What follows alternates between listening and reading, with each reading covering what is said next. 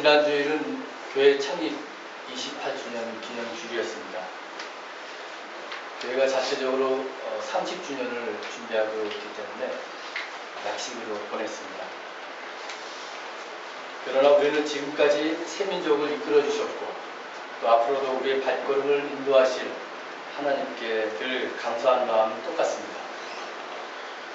이스라엘 백성을 광야에서 40년 동안 훈련시킨 하나님께서 세민족 교회를 계속 이끄시고 훈련시키실 것입니다. 오늘은 또 제가 세민족 교회에 와서 목회한 지 1년이 되는 주일입니다. 작년 8월 말에 미국을 해서 9월 첫째 주부터 설교를 했으니 꼭 오늘이 1년이 되는 주일입니다. 축하드립니다.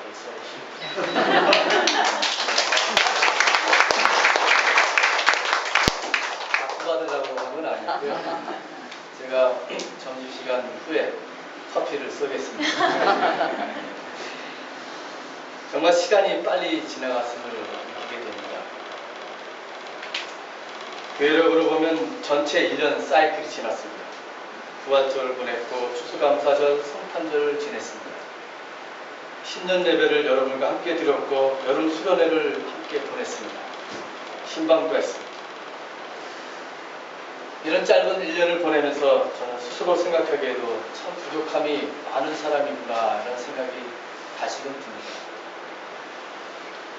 무엇보다도 목사로서 하나님 앞에서 말씀을 더 묵상하고 깊이 있게 해야 되겠다는 생각이 듭니다. 신학적인 지식이나 세상적인 시사거리 그런 문제보다 하나님의 말씀을 더 깊게 묵상하고 연구해서 남이 하는 말 혹은 남이 써놓은 해석 말고 내 스스로 말씀을 새롭게 해석해서 여러분과 함께 더 나누고 싶습니다. 그래서 너희는 나를 누구라고 하는가 하는 질문 앞에 바로 서보자 합니다. 그 질문 앞에 단독자로서 먼저 서보자 합니다. 하나님 앞에 이렇게 바로 서지 못하면 너희는 나를 누구라 하는가 하는 질문은 타인의 메아리로 끝날 것이기 때문입니다. 이 질문 앞에 목사 자신뿐만 아니라 우리 모두가 실전적으로 서 있음을 알아야만 합니다. 이것이 1년을 맞이한 저의 짧은 다짐입니다. 말씀을 보겠습니다. 주는 그리스도요 살아계신 하나님의 아들이라고 하는 그 위대한 신앙 고백을 한 베드로는 주님께로부터 칭찬을 받았습니다. 그래서 반석이라고 하는 이름의 뜻을 가진 베드로라고 하는 이름을 주어지게 됩니다. 그리고 주님은 그 위에다가 교회를 세우겠다고 약속하셨습니다. 이야기는 참으로 미래지향적이고 우리에게 희망을 줍니다. 그러나 오늘의 말씀 21절에서 23절의 말씀은 지난주 본문하고는 정말 반대되는 이야기가 나옵니다. 칭찬받았던 베드로가 책망을 받게 됩니다. 여러분 우리 성경을 함께 볼까요? 오늘 다영이가 잘 읽어줬어요. 그러나 그 전에 16장 18절 말씀을 보겠습니다. 누가 한번 읽어보시겠습니까? 마태복음 16장 18절 말씀 크게 한번 읽어주세요.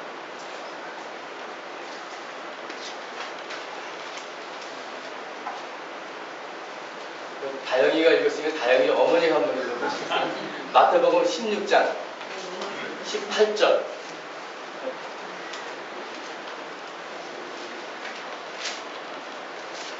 나도 너에게 말한다. 너는 베드로다. 나는 이 반석 위에다가 내 교회를 세우겠다. 죽음의 문들이 그들을 이기지 못할 것이다. 네, 반석이라고 했습니다. 반석. 자, 23절 한번 누가 읽어보세요. 23절.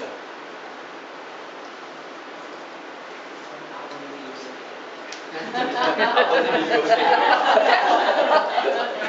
그러나 예수께서는 돌아서서 베드로에게 말씀하셨다. 사탄아 내 뒤로 물러가라. 너는 나에게 걸림돌이다. 너는 하나님의 일을 생각하지 않고 사람의 일만 생각한다.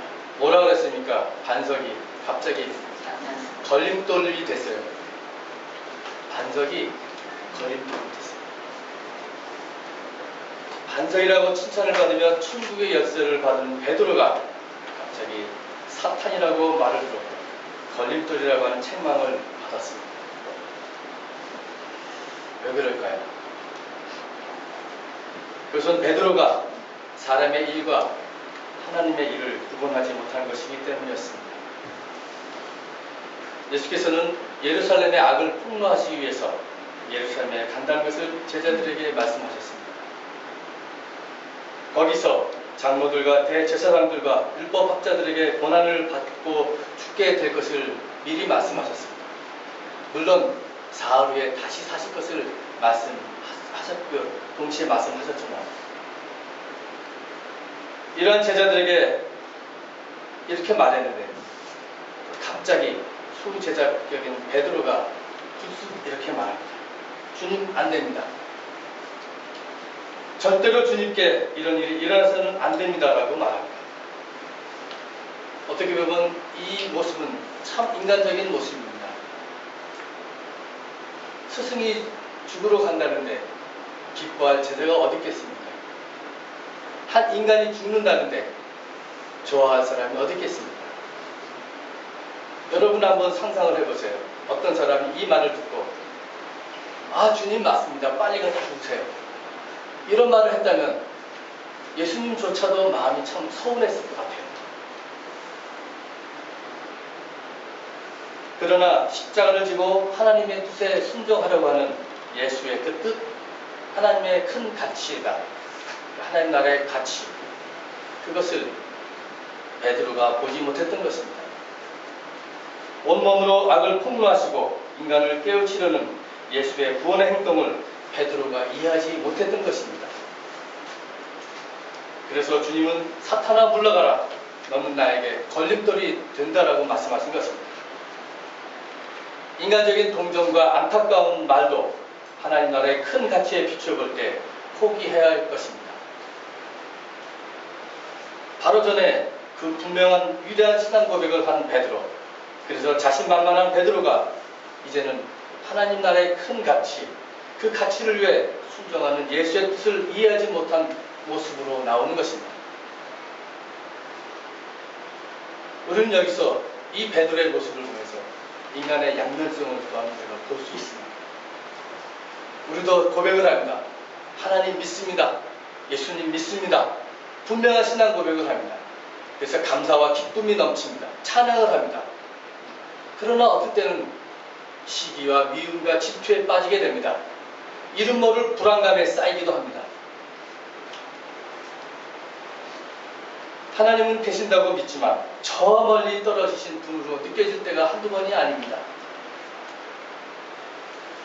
교회 공동체와 하나님 나라를 위해서 일한다는 결단과 헌신의 모습이 이기심과 질투로 바뀝니다.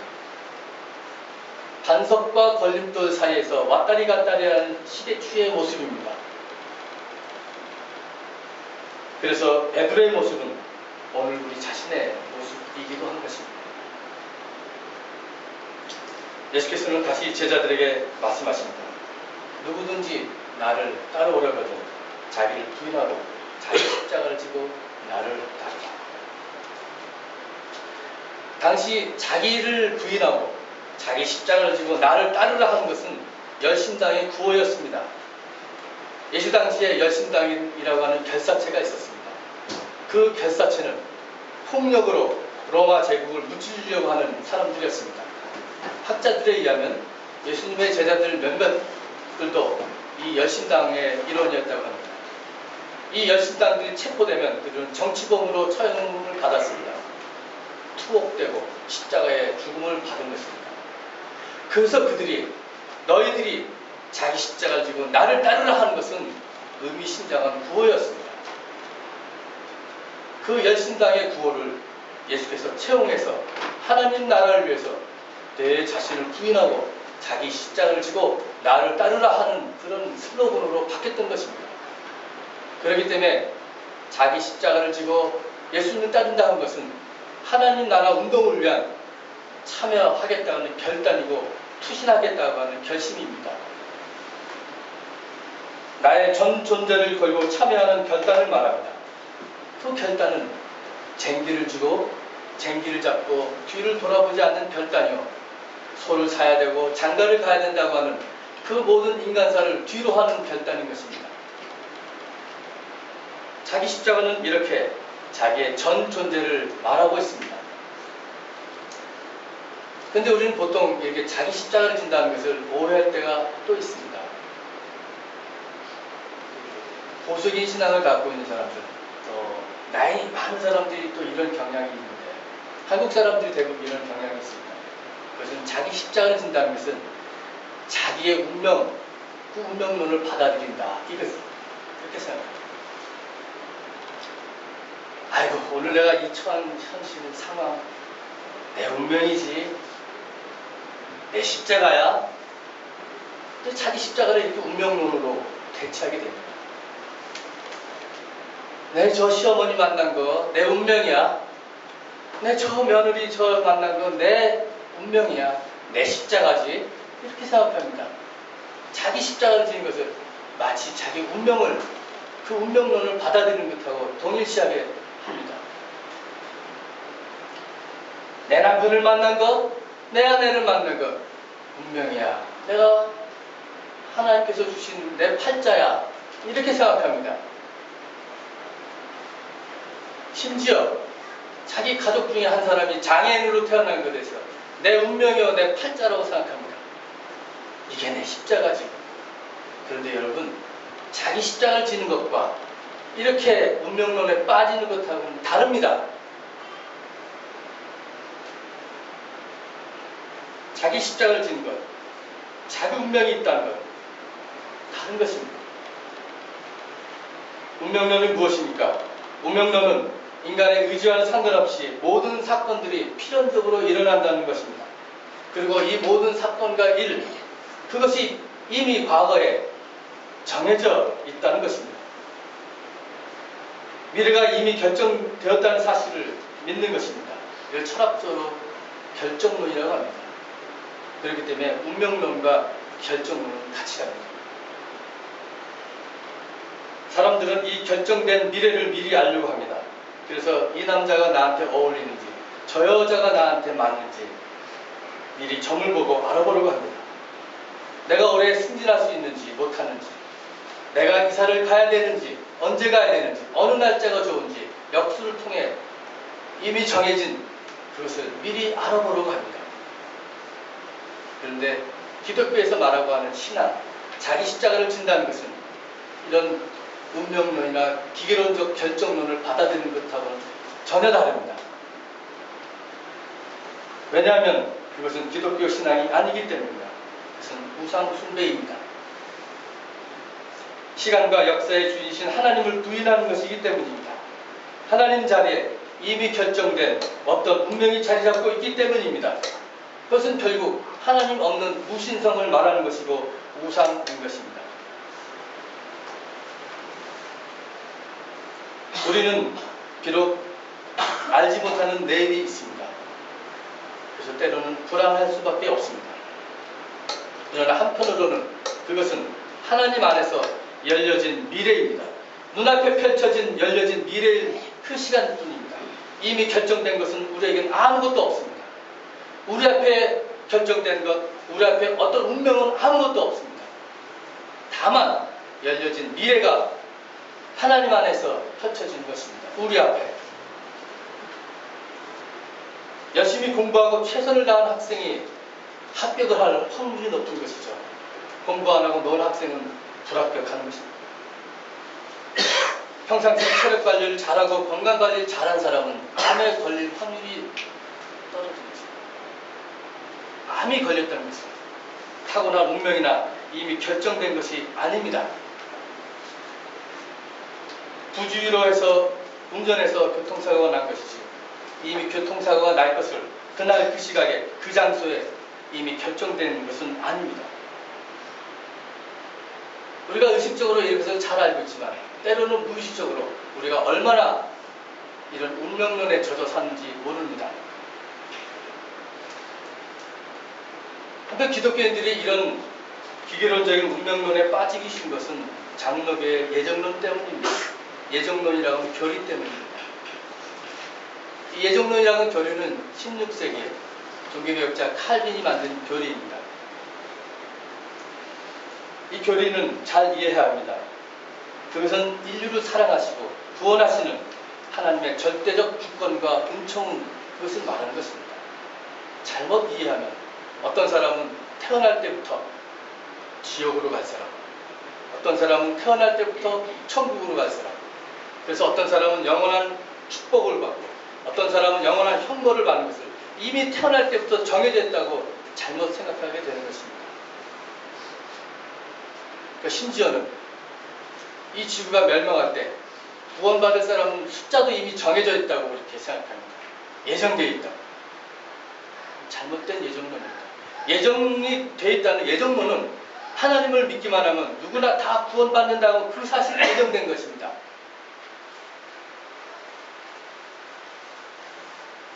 인간을 구원하시고자 하는 하나님의 보편적 구원 의지는 이 하나님이 비계론적 하나님이 아닌 것을 분명히 보여줍니다. 하나님을 믿는 우리에게는 이미 결정된 것은 아무것도 없습니다. 정해진 운명도 없습니다. 다만 열려진 미래 속에서 살아계신 하나님을 바라보고 우리에게 주어진 책임을 주체적으로 오늘 감당하는 것뿐입니다.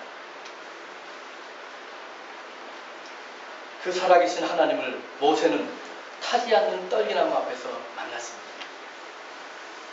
그 앞에서 모세는 아브라함과 이삭과 야곱의 하나님, 죽은 자의 하나님이 아니라 산 자의 하나님, 역사의 하나님을 만났던 것입니다. 400년 이집트 바로의 학장의 역사를 운명으로 받아들이지 않고 미래의 하나님을 만나서 하나님의 새로운 역사를 창출하기 위해서 모세는 보냄을 받았던 것입니다. 바로의 정치경제 체제가 이미 운명처럼 굳어진 사실이 아님을 하나님 스스로가 나는 나다라고 말씀하셨으면서 하시며 거부하셨습니다. 이제 모세는 그 하나님의 명령에 따라 그의 동족이 있는 이집트로 가야만 하는 행동을 위임받았습니다. 이 상황은 하나님의 확고한 구원 의지와 인간의 주체적인 결단과 행동이 요구되는 역사적인 상황입니다. 이것이 모세의 십자가였고 모세는 이런 자기 십자가를 져야만 했던 것입니다. 그러므로 예수께서 자기 십자가를 지고 나를 따르라는 것은 오늘 내가 처한 상황 속에서 사람의 일이 아니라 하나님의 나라의 높은 가치를 추구하며 자기 목숨까지도 내어놓는 결단을 말합니다. 로마서 12장 9절에서 21절에는 그 하나님 나라의 실현을 위한 그리스도인들의 구체적인 생활 양식, 행동 양식, 곧 윤리를 말하고 있습니다. 그 말씀이 이렇습니다. 사랑에는 거짓이 없어야 합니다. 악한 것을 미워하고 선한 것을 굳게 잡아야 합니다. 형제를 사랑하고 서로 다정하게 대해야 합니다. 존경하기를 서로 먼저 해야 합니다. 부지런히 일하며 뜨거운 마음으로 주님을 섬기고 기도해야 합니다. 성도들이 쓸 것을 공급하고 손님을 대접해야 합니다. 박해하는 자를 축복하고 기뻐하는 자와 함께 기뻐하고 우는 자와 함께 울어야 합니다. 모든 사람과 화평하되 악에게 지지 말고 선으로서 악을 이기라는 것입니다. 이렇게 자기 십자가를 지며 예수를 따르는 행동은 세상과 동떨어진 삶이 아니라 세상 한복판에서 저작거리에서 화평을 이루기 위해서 뜨거운 마음으로 기도하며 기뻐하는 자와 함께 기뻐하고 우는 자와 함께 우는 것입니다. 그래서 궁극적으로는 하나님의 선, 그 아름다움을 추구하고 이루어 나가는 것입니다. 여러분, 우리 각자가 져야 하는 오늘의 십자가, 또 새민족교회가 공동체적으로 져야 하는 이 시대의 십자가는 바로 이것입니다. 이제 우리 모두 운명에 맡겨 사는 삶이 아니라 열려진 미래를 향해 산자의 하나님, 역사의 하나님과 함께 오늘도 한 걸음 한 걸음 시대의 십자가를 지고 나아갑시다. 그것이 예루살렘에서 가서 고난을 받고 죽임을 당하신 예수의 길이요 제자된 우리가 가야 할 길입니다. 그 길이 궁극적으로 생명과 부활의 길이기에 우리는 반드시 가야만 합니다. 이 길을 가면서 반석이 될 것인가, 걸림돌이 될 것인가는 여러분의 선택의 몫입니다. 오늘 주신 말씀을 가지고 잠시 묵상하시겠습니다.